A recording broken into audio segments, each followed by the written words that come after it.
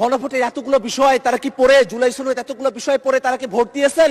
জনগণকে যারা এখানে সংসদে দাঁড়িয়ে মূর্খ সাব্যস্ত করতে চাচ্ছেন তাদের উদ্দেশ্যে আমরা বলি, আপনাদের এই পজিশন গণভোটের পক্ষে হ্যাঁ বলার পরে আজকে গণভোটের বিপক্ষে অবস্থান নেওয়া বিএনপির দলগত মূর্খতা বা সততাকে প্রকাশ করতে মাননীয় স্পিকার, আমরা এই কথাটা আপনার মাধ্যমে তাদের কাছে জানিয়ে দিতে চাই। একটা বিষয় মনে রাখা প্রয়োজন মাননীয় স্পিকার, এখানে সরকার দলের পক্ষে পার্থ ভাই তিনি দাঁড়িয়েছিলেন, তিনি বলেছেন সংবিধান একটা কোয়াজি কনস্টিটিউশনাল পরিস্থিতির মধ্য দিয়ে আছে।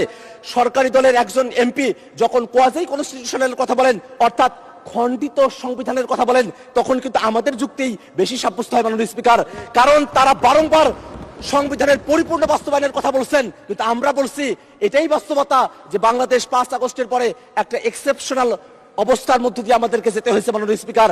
আমরা কনস্টিটিউশন পুরাটা মানতেও পারি নাই, পুরাটা ছাড়তেও পারি নাই, এমন একটা পরিস্থিতিতে আমাদেরকে আসতে হয়েছে মাননীয় স্পিকার। মাননীয় স্পিকার, সেই সময়টাতে খালেদা জিয়া, বেগম খালেদা জিয়াকে মুক্তি দেওয়া হলো, সেটা কোনো সংবিধানের ভিত্তিতে হয় নাই, কোনো আইনের ভিত্তিতে হয় নাই।